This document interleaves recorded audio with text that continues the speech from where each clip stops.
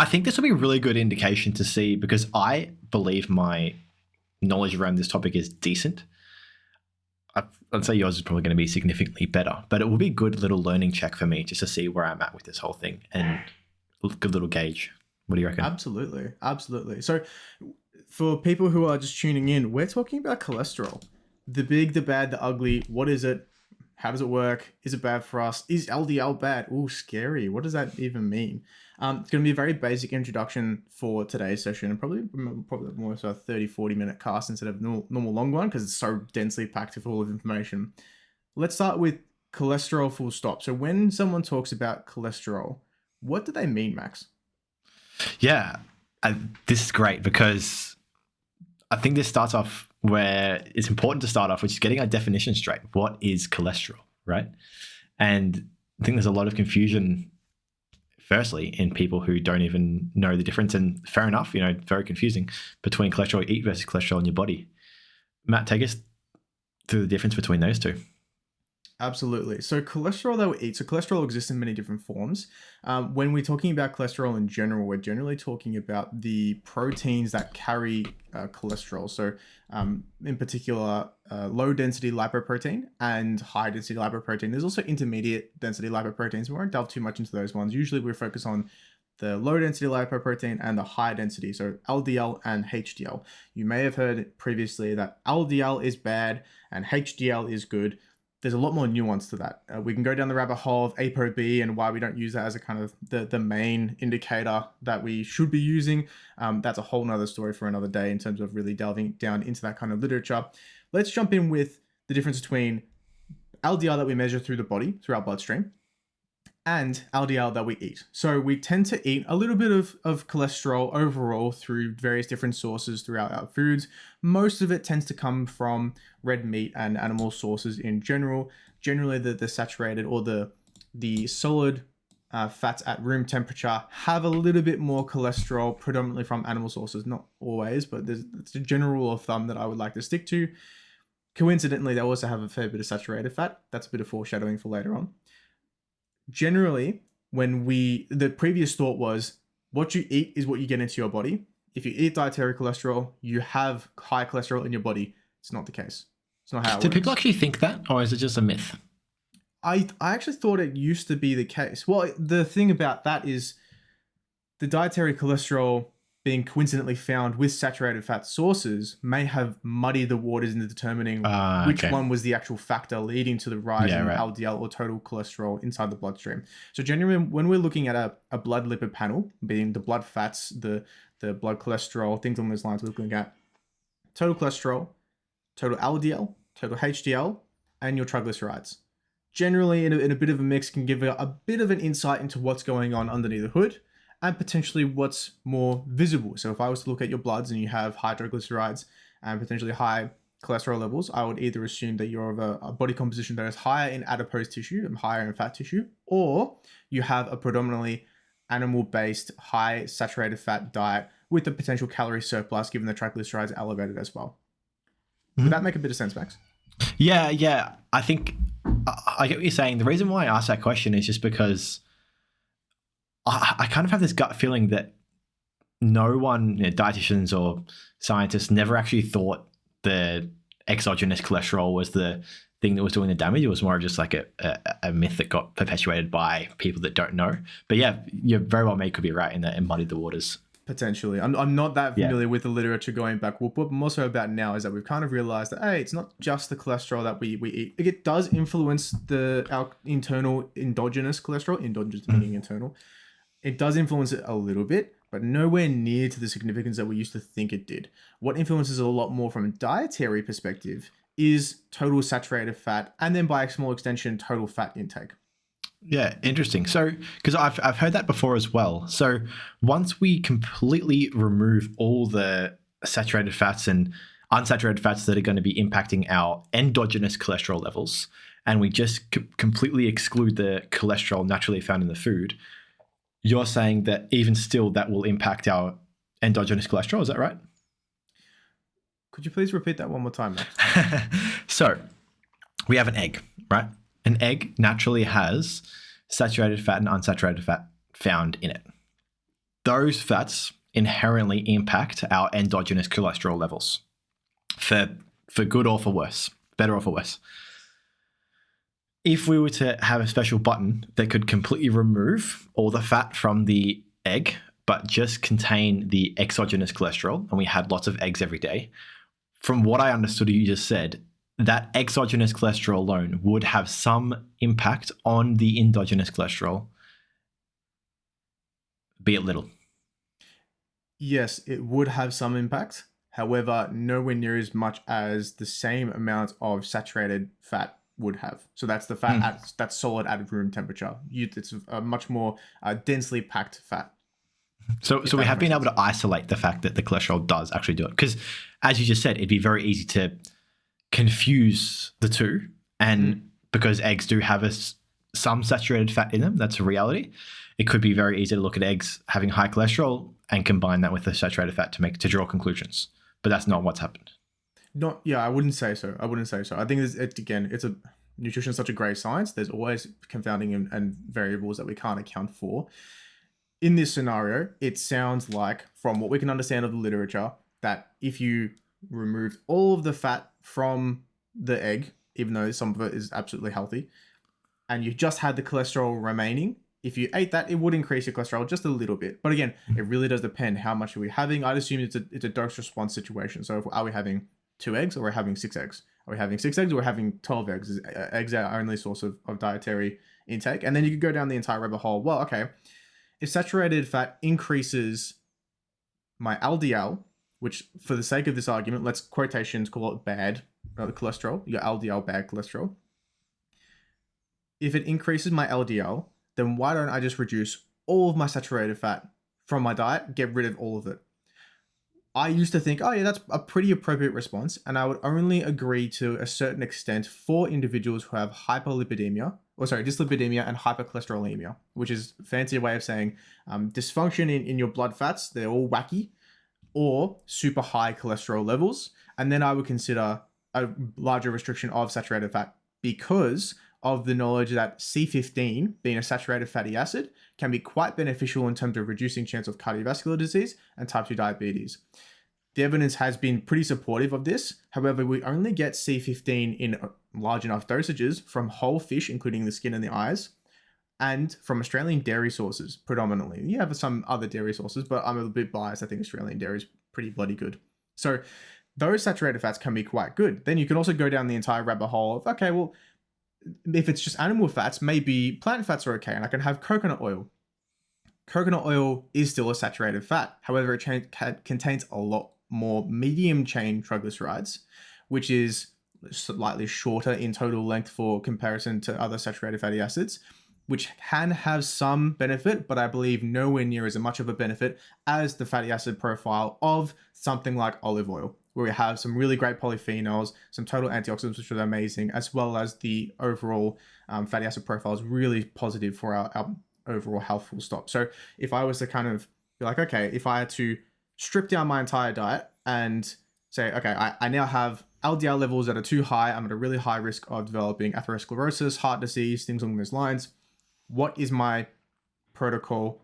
I would aim to remove a significant portion of dietary fat from saturated fat sources and lead towards more of the poly and monounsaturated fat. I'm not going to go into too many details of what those things are, but for the sake of a little bit of context, those are fat sources that are liquid at room temperature. And then you can go down another rabbit hole. Oh, Max, the seed oil is this and that and blah, blah, blah, blah, blah. Shut the fuck up. Go read a study. It's perfectly fine. There's literally no harmful evidence towards seed oils. It's just because it looks scary in the processing that everyone gets freaked out about them. And potentially they're easy to overconsume in terms of calories. But once calories are equated, everything is perfectly fine. They actually improve our total cardiometabolic outcomes. Guys, quick ad break. We are currently taking on clients. Click the first link in the description to explore more. Back to it.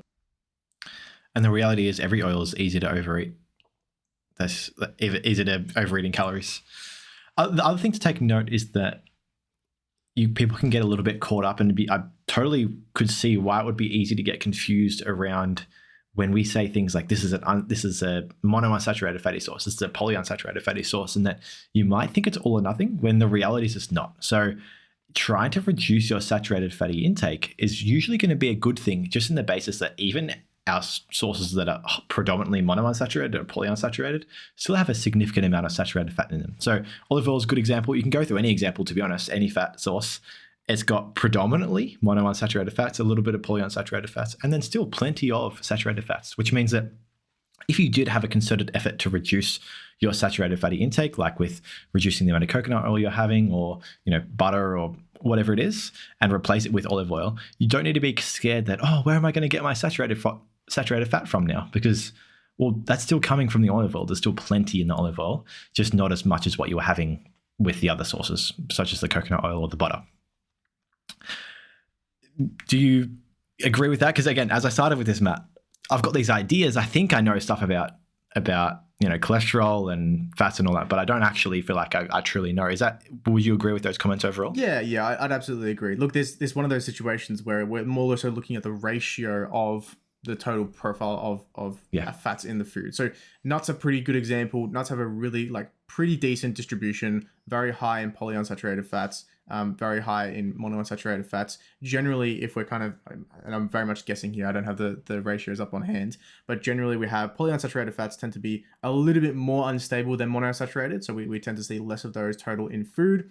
So we're probably looking at, this is very much me guessing here, probably say 10 to 15% polyunsaturated, the rest being maybe 50, 60% monounsaturated and a little bit of saturated fats.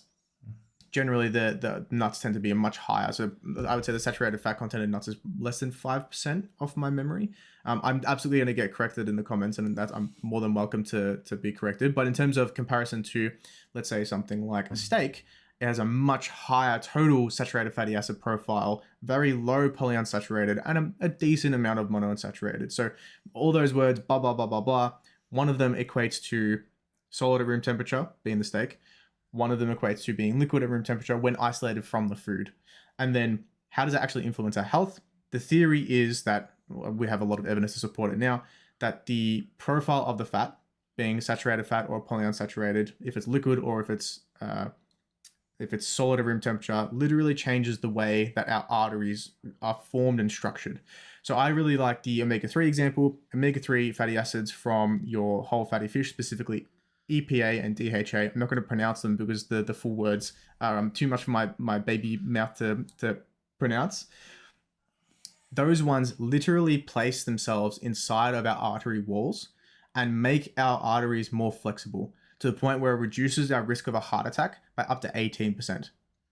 So that's specifically major adverse cardiac events, which is amazing to me.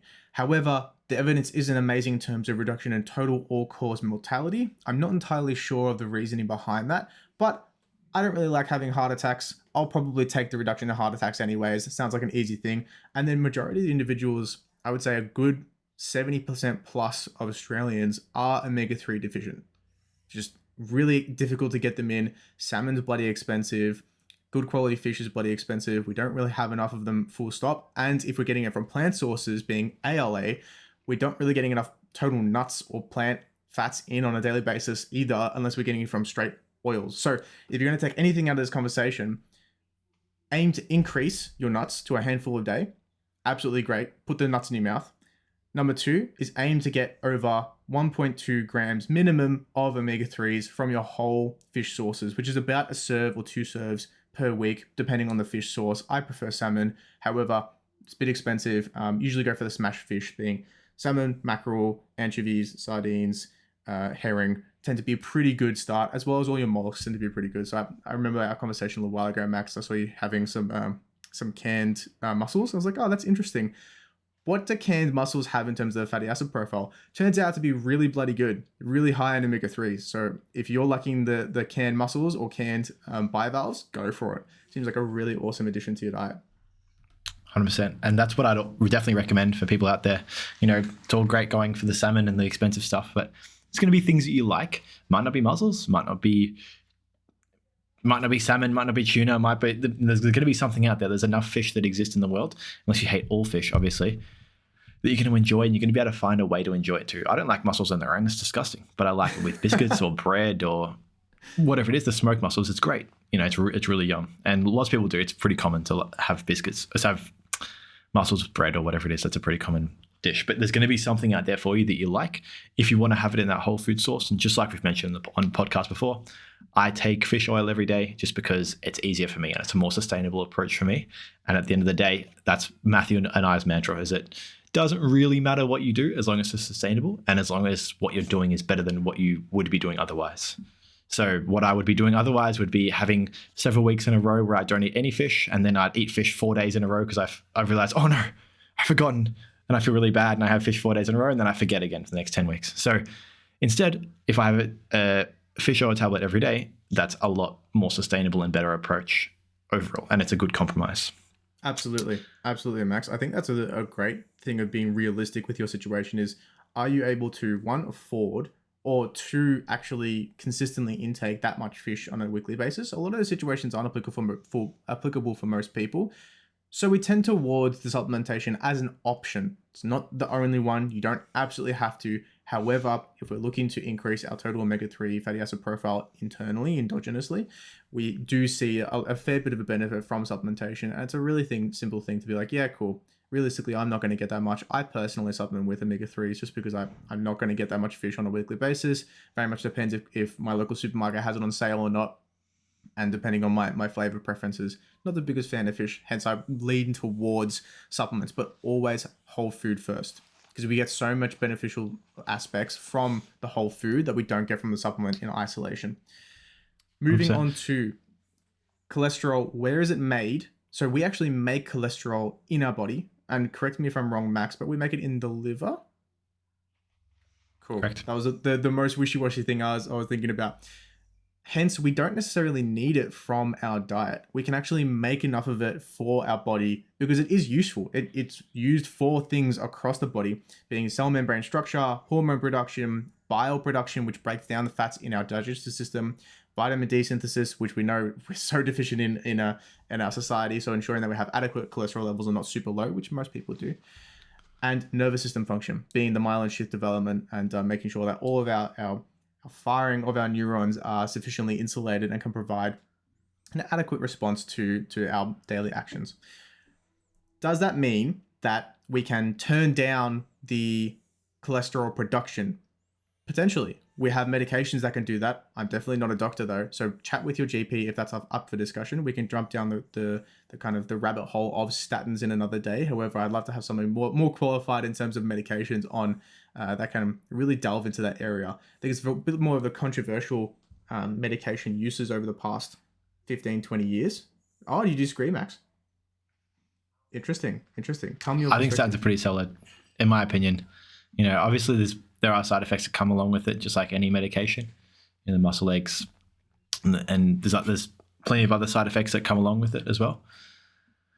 But in my opinion, it seems like a pretty locked down medication to reduce your risk of a bunch of different health concerns and problematic health concerns moving forward, with not much cost overall, depending on the severity of your side effects, of course. Just a quick ad break. We're now currently taking clients by the link in the description or via our website. Back to it. Yeah. Look, I don't disagree with you in the slightest. I think, again, weighing up the pros and the cons. Are you at sufficient risk of having a major adverse cardiac event in the next 10, 15 years? I would probably lean towards taking the medication over not, unless I was in such a situation where my quality of life was that diminished that I personally perceived in my own body, or I noticed a trajectory that was leaning in the negative direction that was increased in the rate of degradation by the specific introduction of the medication. But then it's also important to note that not all medications are created equal. There are multiple different statins. Chat with your doctor to see what is appropriate for you in your specific situation and open the conversation towards dietary management. Usually we can get pretty far with dietary management. In terms of managing our cholesterol, so we've established that LDL is in quotations bad, but in background, we're being aware of ApoB, acknowledging that HDL is positive. However, I've heard arguments that, if my HDL is high enough, then it cancels out the negative effects of LDL. It's not really what I've seen in the literature. What I've seen is that LDL, indiscriminate of any other variable, has a negative impact on the body the higher it goes. HDL can slightly diminish these impacts, and it's important to have an established level of HDL that's within the normal range. However, it's not going to reduce the impacts of your LDL if it's through the roof. That's just not how it works. HDL being the theory behind that being that LDL is loosely dense cholesterol. It flows throughout the bloodstream in a bit more of a blobby substance, and it can deposit in our artery walls a lot quicker, building up those atherosclerotic plaques, being the plaques you have that lead to heart attacks. HDL, being similar to LDL but a lot more dense, a lot closer in its packed, can often deposit and transfer cholesterol from where it needs to go, whether it's from the liver straight to my cell membrane for structure, or my hormone production, or my digestive bile, or vitamin D synthesis, or my nervous system function, can transfer it straight to there and deposit it more efficiently without getting stuck in all of our arteries and our areas where we don't really want it to be building up. So ensuring that we have enough of that, but of course keeping LDL lower. How would I do that as a dietitian? I specifically put emphasis on body composition as a number one priority. And then number two, I would really look at my dietary fiber. Number three would be my fatty acid profile that I'm intaking on a daily basis. And of course, these variables can jump around in terms of their priority depending on your specific situation. If you have a perfectly fine body composition, but you're on a carnivore diet and you have super high cholesterol levels, I'm like, look, buddy, I know you really, really like meat, but like, come on. I'm kind of concerned for your heart here. Evidence doesn't really point you to have some very good outcomes in the near future. Maybe we should reevaluate this situation and potentially include a lot more monounsaturated, polyunsaturated fatty acids to balance out and reduce the total percentage of intake from saturated fatty acid sources. Max, I've spoken a little bit too much. Really summarizing on my 3 points to really consider: dietary fiber, body composition, and total fat intake, as well as saturated fatty intake. Do you agree with those points, and do you have any other ones? No, I do. And I think it'd be worth really diving into all three of them, to be honest. I think that's the name of the game today, and I can think of one more. So I think it'd be worth diving into that as well. Before we do that, there's one thing I disagree with what you said, which was that nutrition, and correct me if I'm misquoting you, but nutrition can play a big role in changing our cholesterol markers overall. Do you stand by that, or did I hear you wrong? I do stand by that. I think it's a pretty solid statement. I very much think that nutrition can play a very big impact on how our blood lipid profile appears on a blood test. Okay. I was just familiar with some literature that showed it could only move at small percentages, like single digit percentages overall. Have you heard anything like that before? Not necessarily. So with nutrition, again, stupid gray science. Why do we even go study it? It's many variables in this scenario. There's a lot of theoretical evidence behind certain things, but I think with nutrition comes the adjustments towards body composition modification, which we do see huge benefits in. And I'm unsure if you had someone with familial hypercholesterolemia, being that their genetic cholesterol levels are super high, and then you say, oh, bro, it's easy. Just have like a good nutrition. Go see Matt the dietitian, Max the dietitian, and everything will be dandy. I'm not going to lie to you. Familial hypercholesterolemia is a whole separate beast. That's not the same category of what we're talking about in terms of managing your LDL. Oh, right. When I'm talking managing LDL, it's going to be these things absolutely apply to familial hypercholesterolemia. However, it's much more to the individuals who are quote unquote normative and of a standard genetic profile that is, let's say, it's influenced by our decisions, our factors, our things that are going on in our life, being body composition, dietary intake, muscle mass, things along those lines, stress levels, hormone status, things similar that are in our control. I think familial hypercholesterolemia is a whole separate category that is usually primarily managed by medications and supplemental by lifestyle factors, including nutrition and exercise. Yeah, interesting.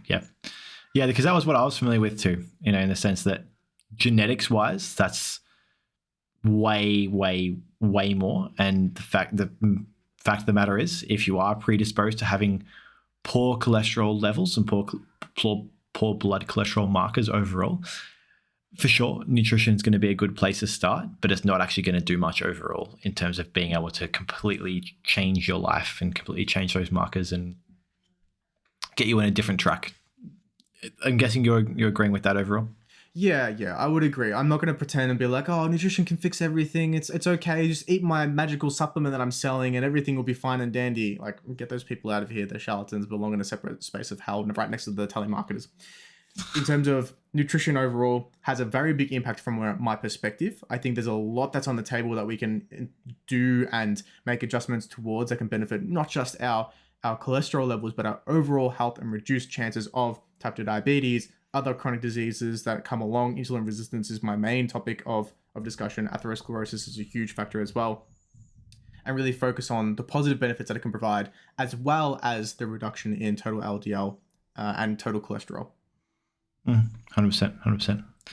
Let's dive into all three of those things because I've got so many questions to ask, and I think it'd be worth, I'm sure the viewers do as well. We had that first one, which is losing weight. What's losing weight can actually do to change someone's blood cholesterol levels? Great question, Max.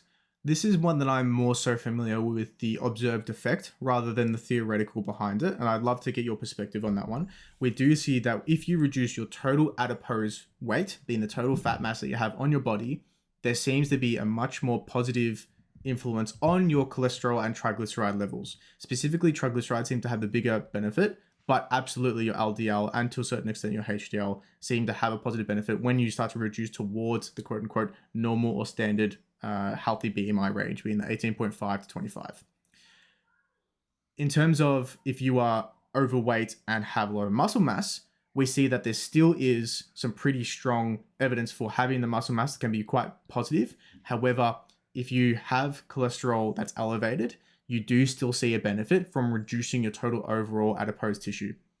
And there's probably a few different theories that I have. One is fatty acid infiltration in towards the liver. I'm not entirely sure if that has a huge impact on what my theory is. Love to know your perspective, Max. Yeah, well, look, we hear all the time that skeletal muscle is cardioprotective. Yeah. And we've got a good example here in that despite having more adipose tissue than your body needs, or not even your body needs, because everyone has more adipose tissue than your body needs, but having an excessive amount of adipose tissue, if you have a higher amount of skeletal muscle mass to accompany that, it actually does show, as you just said, and there is evidence to support the fact that it is also protective and does reduce those cholesterol markers that we were talking about, better LDL markers, better HDL markers. But yeah, I was curious to know what the physiological mechanism is behind the weight overall, because I wasn't familiar with it. Now, I'm familiar with the next two. Can you take us through fiber? Because I think I love this one. I think this one's great. And it's so easy to explain to people. And then once they get it, because it's literally just one sentence. Once they get it, I kind of love it because it sounds cool and, I can see you're passionate towards it. You take me through it, Max. What is your definition? Well, the way I explain it to people is when I'm speaking to them, I just explain it's like a sponge, really. It's a sponge that soaks up the LDL cholesterol in your body. And when you consume fiber, that's what it does. And the reason why it works so well is because you can't digest the fiber. So when you go to the toilet times, it takes the LDL with it. So it's like literally... like a sponge police. I don't know.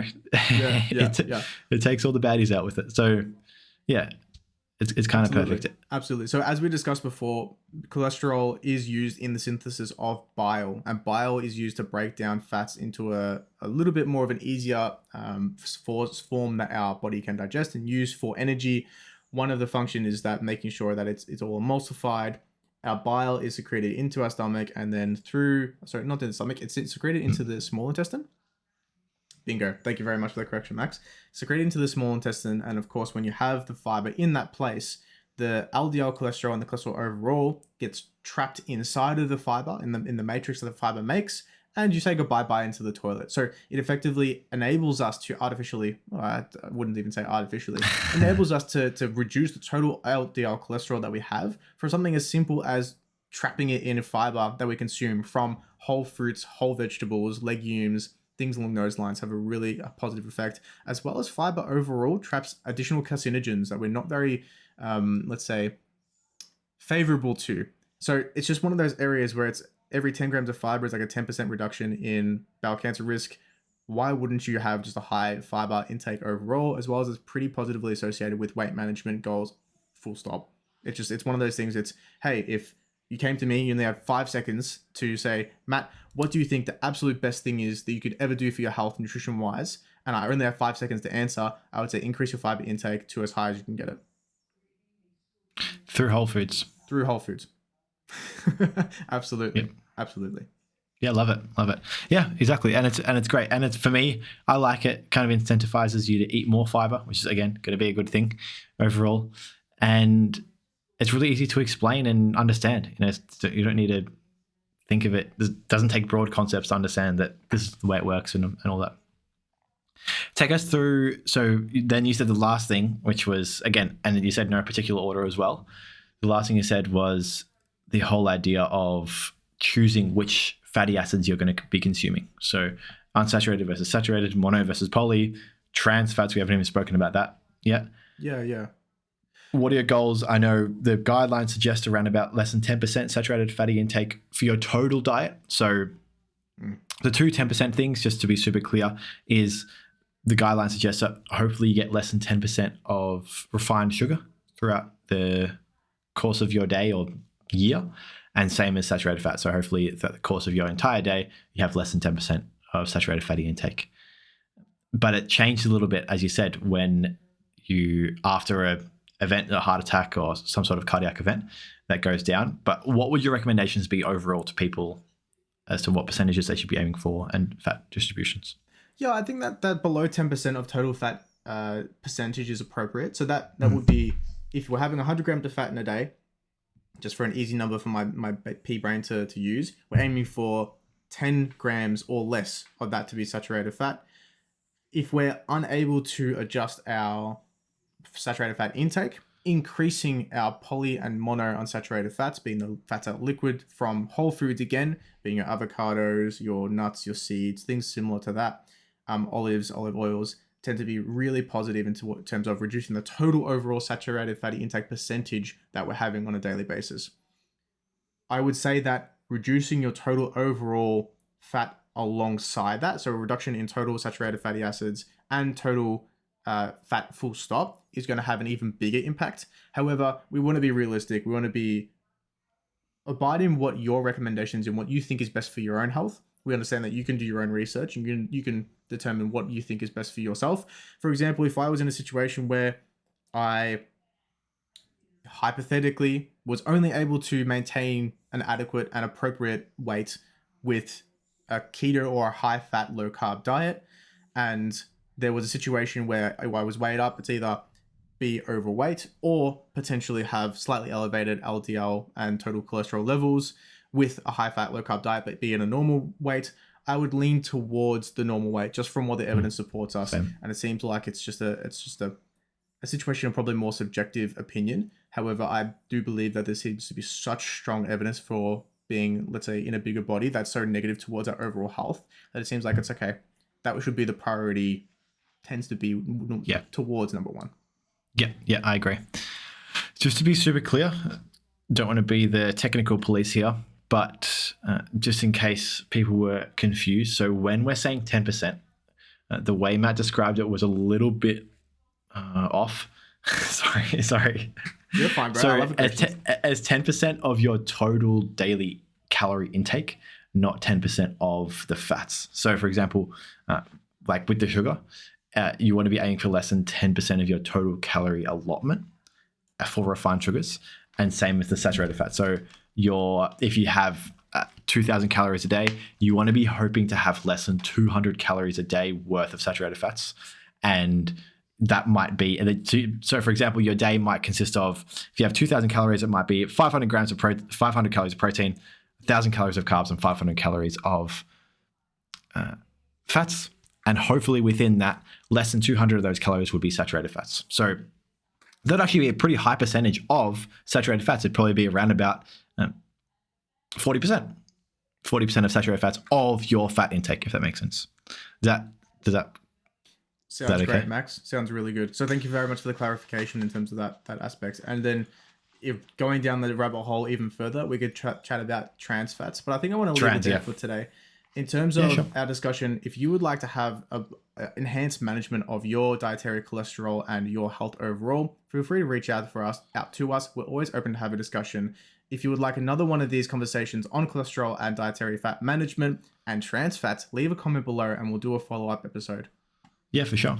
And look, as Matt was saying, there's so many things we haven't covered today, but the goal was to kind of spark a little bit of interest and get, there's things we haven't covered, the mechanisms behind why the cholesterol we consume, the exogenous cholesterol, how does it actually impact our endogenous cholesterol?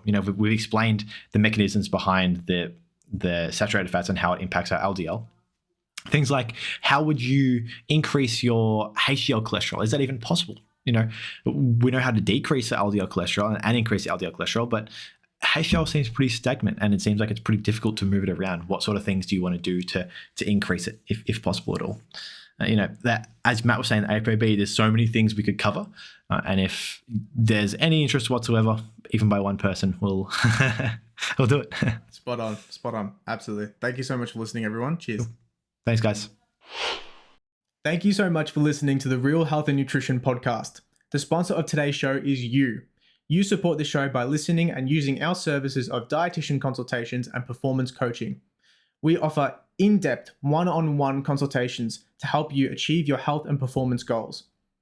Any random blog online can give you a generic meal plan where we here at R.E.A.L work collaboratively with you to reach your goals, making you feel heard and including you in your journey's planning. Our service offers tailored advice and can accompany meal plans and or realistic nutrition strategies, which can be booked via our website, www.recoveryexerciseandlifestyle.com. That's www.recoveryexerciseandlifestyle.com. Just a quick disclaimer, this podcast is for education, information, and general entertainment purposes only and does not constitute the practice of medical nutrition therapy or healthcare of any discipline. The content discussed in this podcast is not intended to be a substitute of professional medical advice, diagnosis, or treatment. Please review our terms of use via our website. Thank you so much, everyone. Have a great day.